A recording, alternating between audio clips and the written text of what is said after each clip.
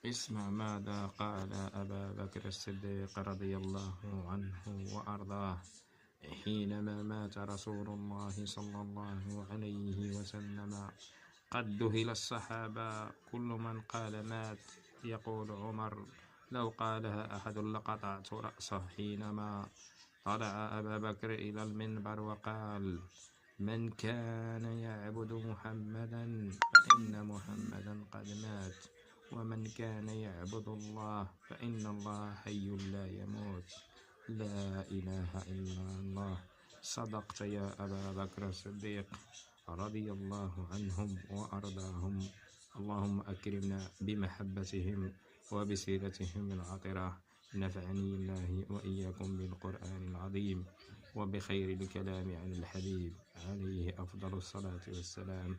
والسلام عليكم ورحمة الله وبركاته.